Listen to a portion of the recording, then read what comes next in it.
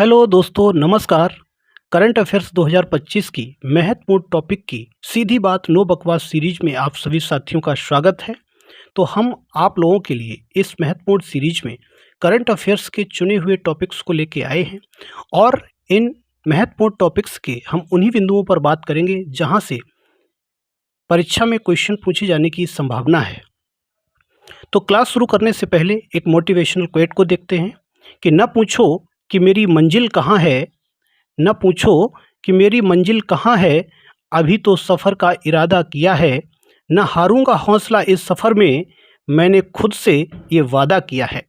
तो आइए देखते हैं इस क्लास का पहला टॉपिक है विश्व प्रकृति संरक्षण दिवस 2025। विश्व प्रकृति संरक्षण दिवस 2025। तो ये अभी हाल ही में किस तिथि को मनाया गया? 28 जुलाई। ठीक है, आपको तिथि याद रखनी है, उसकी थीम याद रखनी है और उद्देश्य, क्या उद्देश्य है, इसके अलावा आपको कुछ भी याद नहीं रखना है। तो तिथि 28 जुलाई, कब मनाया गया? 28 जुलाई को। थीम क्या है? थीम है लोगों और पौधों को जोड़ना, वन्यजीव संरक्षण में डिजिटल नवाचार की खोज, ये थीम है, इसको याद रखना है। और कोई भी महत्वपूर्ण कोई टॉपिक होता है, कोई घटना होती है, कोई योजना चलाई जाती है, कोई दिवस मनाया जाता है, तो उसका कोई न कोई उद्देश्य होता है। तो इसका उद्देश्य क्या है? उद्देश्य है कि प्रकृति का संरक्षण करना, सतत विकास को बढ़ावा देना और हरित भविष्य सुनिश्चित करने के लिए लाइफ पहल का समर्थन करना। ठीक है, केवल ये 3 बिंदु आपको इसमें याद रखने हैं। ठीक है, आगे बढ़ें, चलते हैं अगले टॉपिक पर। अगला टॉपिक है संयुक्त सैन्य अभ्यास बोल्ड कुरुक्षेत्र 2025। तो बोल्ड कुरुक्षेत्र अभी संयुक्त सैन्य अभ्यास का आयोजन किया गया। तो वो कब किया गया, उसकी तिथि आपको याद रखनी है, कहाँ हुआ, ठीक है, किस जगह पर हुआ और किसके मध्य हुआ। तो सबसे पहले तिथि को देखते हैं। तो ये 27 जुलाई से 4 अगस्त 2025 के मध्य इसका आयोजन किया गया था। कहाँ किया गया, ये आयोजन कहाँ हुआ था? तो ये जोधपुर राजस्थान के अंदर इसका आयोजन किया गया। किसके मध्य हुआ? तो किसके मध्य हुआ था? भारत और सिंगापुर के बीच। इसके बाद नोट में देखते हैं, यह अभ्यास दोनों देशों के बीच 14वां संयुक्त सैन्य अभ्यास है। ठीक है, इसका आपको संस्करण याद रखना है कि ये कौन सा संस्करण था? 14वां संस्करण था। तो आपने इसमें केवल 4 चीज़ें सीखी, तिथि, जगह, किसके मध्य हुआ और कौन सा संस्करण था। इसके अलावा कुछ भी याद नहीं रखना है। हम केवल इस क्लास में केवल की पॉइंट पर बात करेंगे जहाँ से क्वेश्चन बनते हैं आपके। मेरा उद्देश्य कथा सुनाना बिल्कुल नहीं है। ठीक है, अगला टॉपिक है अंतर्राष्ट्रीय बाघ दिवस। अंतर्राष्ट्रीय बाघ दिवस 2025 किस तिथि को मनाया गया अभी हाल ही में? 29 जुलाई 2025 को। ठीक है, इस दिवस की स्थापना, अगर स्थापना से संबंधित कोई बात पूछी जाए तो ये भी आपके लिए इम्पोर्टेंट बन जाता है कि अंतर्राष्ट्रीय बाघ दिवस की स्थापना जो हुई थी वो कब हुई थी। तो इस दिवस की स्थापना वर्ष 2010 में रूस में सेंट पीटर्सबर्ग में आयोजित बाघ शिखर सम्मेलन में की गई थी। तो अगर आपसे पूछा जाए कि अंतर्राष्ट्रीय बाघ दिवस की स्थापना कब की गई, तो वर्ष 2010 में। कहाँ पर की गई? सेंट पीटर्सबर्ग में। ठीक है, इसके बाद भारत ने वर्ष 1973 में प्रोजेक्ट टाइगर की शुरुआत की। ये वर्ष भी आपको याद रखना है कि प्रोजेक्ट टाइगर की जो शुरुआत हुई थी वो कब हुई थी और क्या उद्देश्य था प्रोजेक्ट टाइगर को शुरू करने का। इसका उद्देश्य बंगाल टाइगर और उसके आवासों की रक्षा करना था। ठीक है, क्लियर हो गया पॉइंट। चलिए आगे चलते हैं अगले पॉइंट पर। अगला पॉइंट है हमारा निशार उपग्रह मिशन। अभी हाल ही में ये निशार उपग्रह मिशन की चर्चा में रहा था। तो इसका जो विकास किया है, इसको विकसित किसने किया, इसका विकास किसने किया? तो नासा और इसरो दोनों ने मिलकर इसका विकास किया। ठीक है, क्या उद्देश्य रहा इस निसार उपग्रह मिशन को लॉन्च करने का? क्या उद्देश्य था? तो पृथ्वी की सतह में होने वाले परिवर्तनों का अध्ययन करना, अर्थात ये है, काट दो यहाँ से, अर्थात पृथ्वी अवलोकन ग्रह है। ठीक है, क्या है ये? कि अगर आपसे पूछा जाए कि ये किस प्रकार का उपग्रह है, तो आप बताएंगे कि ये पृथ्वी अवलोकन उपग्रह है और उद्देश्य क्या है? पृथ्वी की जो है छवियों को लेना, पृथ्वी के चित्रों को लेना, कि और जिससे ये पता लगाया जा सके कि पृथ्वी की सतह पर किस प्रकार के परिवर्तन हो रहे हैं।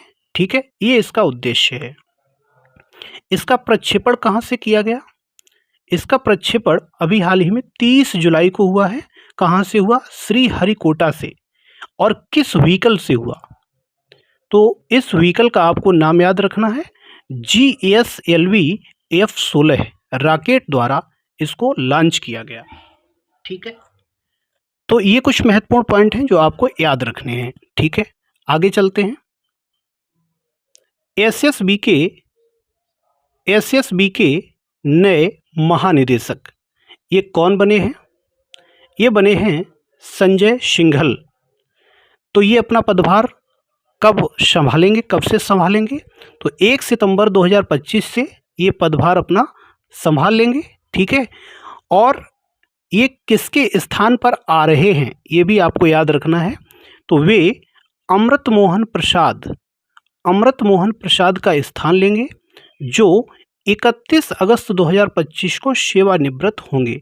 ये 31 अगस्त 2025 को सेवानिवृत्त हो जाएंगे और उधर वो 1 सितंबर 2025 से अपना पदभार ग्रहण कर लेंगे। ठीक है, चलिए आगे चलते हैं। अगला टॉपिक है संयुक्त राष्ट्र जनसंख्या पुरस्कार 2025। तो अभी हाल ही में ये दिया गया है।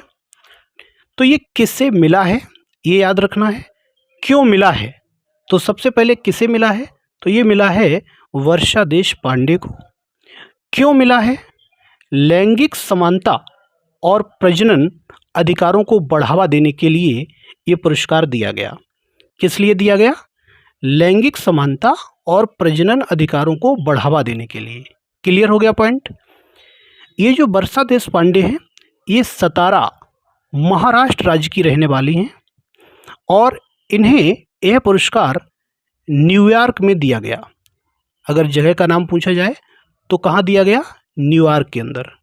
क्लियर हो गया? आगे चलें। ठीक है, आगे चलते हैं। अगला टॉपिक है भारत का 44वां यूनेस्को विश्व विरासत स्थल। अभी हाल ही में भारत का 44वां विश्व विरासत स्थल घोषित किया जा चुका है। तो ये कौन सा है?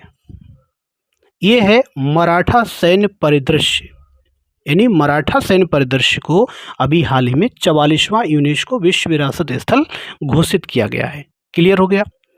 इसके बाद इस सैन्य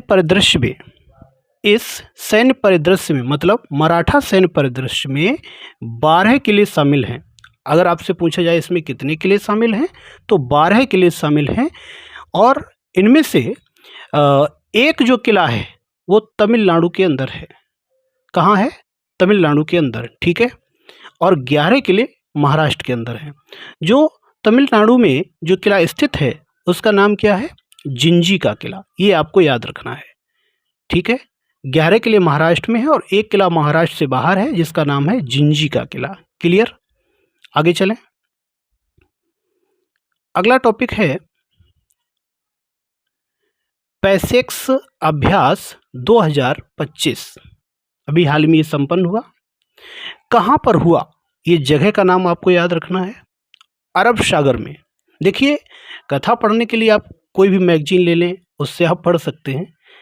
ठीक है, लेकिन हम यहाँ पर टू द पॉइंट बात करने वाले हैं, जहाँ से आपका परीक्षा में क्वेश्चन बन सकता है। हम वही की पॉइंट पकड़कर आपको समझाने वाले हैं। तो ये कहाँ पर हुआ है? ये अरब सागर के अंदर हुआ है। ठीक है, किनके बीच हुआ है ये आपको याद रखना है, यानी किन देशों के बीच ये संयुक्त सैन्य अभ्यास का इसका आयोजन किया गया? तो भारतीय और ग्रीक नौसेना के बीच ये हुआ। इसमें भारत की तरफ से INS तरकश ने भाग लिया था या नेतृत्व किया था। ठीक है, अगर आपसे पूछे कि भारत की तरफ से किसने भाग लिया, तो INS तरकश ने। क्लियर हो गया पॉइंट। इसके बाद ये हमारा अगला पॉइंट है, बिम्स्टेक बंदरगाह सम्मेलन 2025। तो इसका हाल ही में आयोजन हुआ। ये आयोजन कहाँ पर हुआ? ये जगह बहुत ही इंपॉर्टेंट होती है किसी भी आयोजन की, किसी भी सम्मेलन की, किसी भी अभ्यास की। आपको जगह पता होनी चाहिए कि ये कहाँ पर हो रहा है। तो ये कहाँ पर हुआ है? ये विशाखापट्टनम में ये इसका आयोजन किया गया। ठीक है, कब हुआ? कब हुआ ये इसका आयोजन? ये 14 से 15 जुलाई के बीच ये इसका आयोजन किया गया, 14 से 15 जुलाई 2025 को। विषय क्या रखा गया था इस सम्मेलन का? तो नीली अर्थव्यवस्था, नवाचार और सतत भागीदारी इसका विषय था। क्या विषय था? नीली अर्थव्यवस्था, नवाचार और सतत भागीदारी। और अगर संस्करण आपसे पूछ लिया जाए, इस संस्करण को भी आपको याद रखना है। संस्करण कौन सा था? दूसरा संस्करण था। क्लियर? आगे चलें। ठीक है, आगे चलते हैं। अगला क्वेश्चन है, ये अगला आपका टॉपिक है, ये मालदीव ने मनाया अपना 60वां स्वतंत्रता दिवस। तो मालदीव ने अभी अपना 60वां स्वतंत्रता दिवस मनाया है। ठीक, और ये इम्पोर्टेंट क्यों है? क्योंकि यहाँ के जो मुख्य अतिथि थे वो कौन थे? हमारे PM नरेंद्र मोदी जी यहाँ के मुख्य अतिथि थे। ठीक है, इसलिए ये इम्पोर्टेंट है। मालदीव के इसमें राष्ट्रपति कौन है? ये भी आपको याद रखना है, डॉक्टर मोहम्मद मोइज्जू। मालदीव की संसद का नाम क्या है? ये भी इम्पोर्टेंट हो जाती है, ये है पीपल्स मजलिस। ठीक है, तो ये आपके 10 टॉपिक ये हो गए, और आशा करते हैं कि आपको ये क्लास अच्छी लगी होगी। क्लास कैसी लगी कमेंट बॉक्स में आप ज़रूर बताइए, और क्लास को लाइक ज़रूर कर दें। अपने दोस्तों तक भी ये क्लास पहुंचाएं, जिससे उनको भी इस क्लास का लाभ मिल सके। थैंक यू, नमस्कार।